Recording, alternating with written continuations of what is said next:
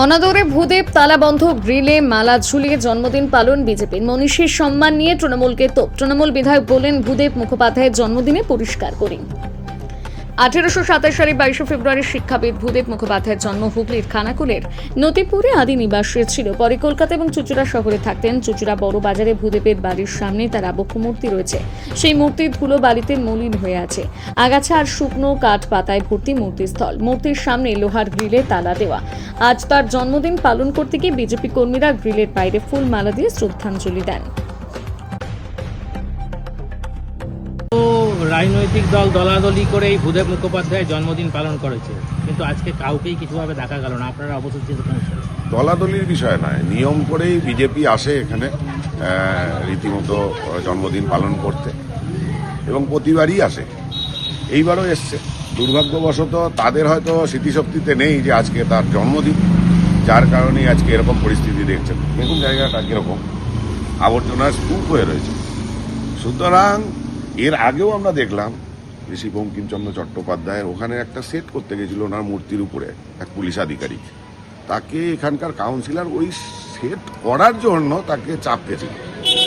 এরা যে ঋষি মনীষীদের ন্যূনতম সম্মান করে না, বিশেষ করে পশ্চিম বাংলা থেকে যারা জন্মে গিয়ে আজকে আমাদের ভারতবর্ষের মান উঁচু করেছে, তাদেরকে যে ন্যূনতম সম্মান করে না, সেগুলো হচ্ছে জলজান্ত উদাহরণ। এই একজন দেখছে এখানে এরকম আবর্জনা স্তূপ হয়ে রয়েছে, ওইখানেও মাঝে মধ্যে এই একই রকম অবস্থা থাকে।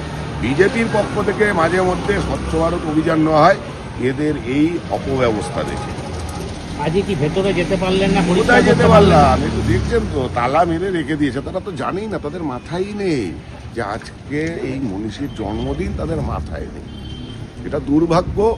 আমরা যে চুঁচুড়োয় এরকম যারা তৃণমূলে সরকারে বসে রয়েছে তাদেরকে পেয়েছে, তারা ন্যূনতম ঋষি মনীষীদের সম্মানটুকু দেয় না।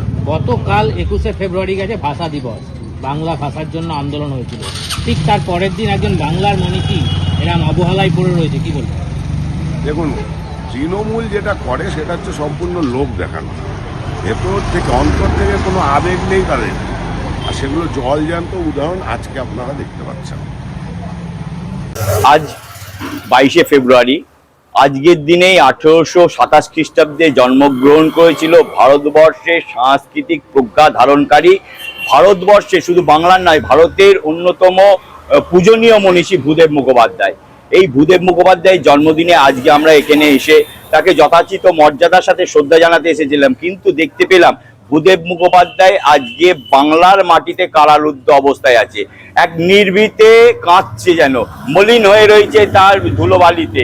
কারণ এখানকার যারা প্রশাসনিক বা সংশ্লিষ্ট দপ্তরের যারা অধিকর্তা, তারা কেউ আসেনি ভূদেব বাবুকে একটু মাত্র শ্রদ্ধা জানাতে। এইটাই বাঙালিদের আজকে দুর্ভাগ্য। আমরা দেখতে পাচ্ছি যে বর্তমান কালে বাঙালির সংস্কৃতির অস্মিতা জাগানোর জন্য, বাঙালিদের সুশ্রুতি জাগানোর জন্য এখানকার শাসক দলের নেতা নেত্রীরা নেমে পড়েছে।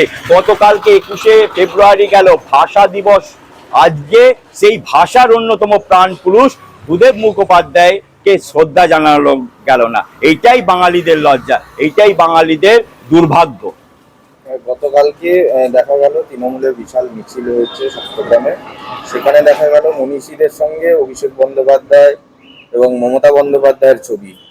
মানে সেই জায়গায় দাঁড়িয়ে আজকে শুধুমাত্র রাজনৈতিক মুনাফা লাভের জন্য বাঙালিদের সুশ্রুতি দেখানো হচ্ছে।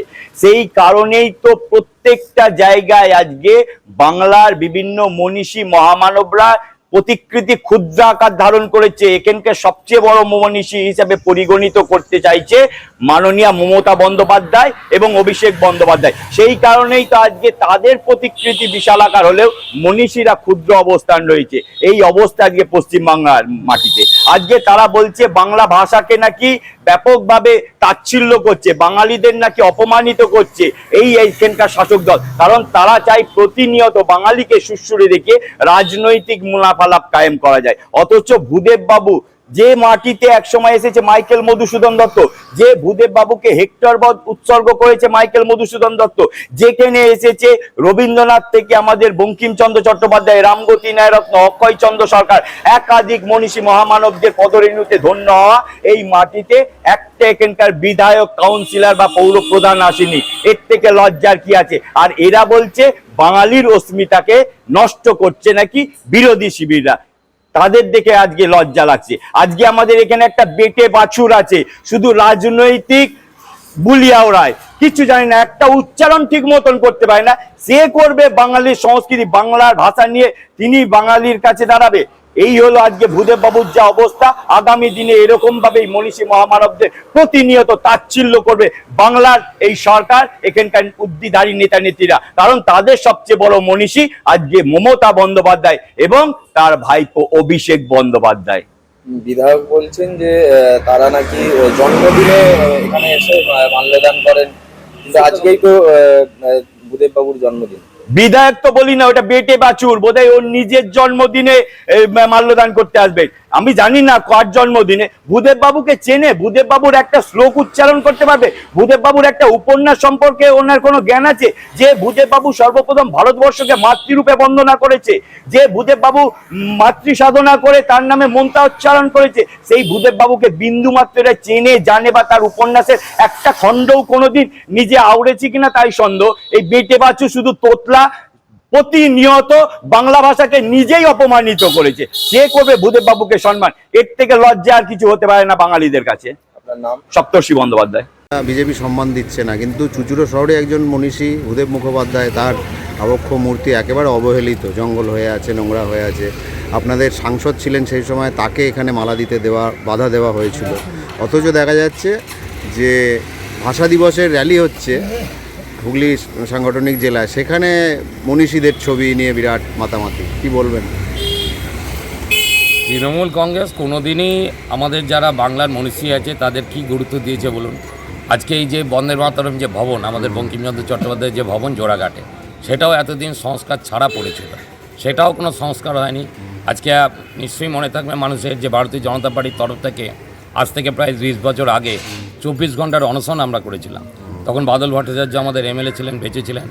আমরা এইভাবে প্রত্যেকটা মনীষীকে শ্রদ্ধা করি এবং বাংলার যারা মনীষী আছেন আমাদের প্রত্যেকের প্রতি শ্রদ্ধা আছে। আজকে দেবানন্দপুরে যে শরৎচন্দ্র চট্টোপাধ্যায়ের যে বিটে, সেখানেও সেই একই অবস্থা। তা কোন মনীষীগুলো শ্রদ্ধা করে? কাউকেই করে না। ওদের দুজন মনীষী, একটা যে অভিষেক বন্দ্যোপাধ্যায়, মমতা ব্যানার্জি, এই দুজন মনীষীকে ওরা শ্রদ্ধা করে এবং তার ফটো লাগায়। আগে সততার প্রতীক বলে কাট আউট লাগাতো, এখন সেটা কেটে গেছে। এখন দেখছে যে সততার প্রতীক বললে মানুষ মারবে, ওই জন্য আর সেটা লেখে না। ওদের প্রতীক, ওদের মনীষী হচ্ছে দুজন। আমরা বাংলার যত মনীষী আছে সবাইকার প্রতি শ্রদ্ধা করি।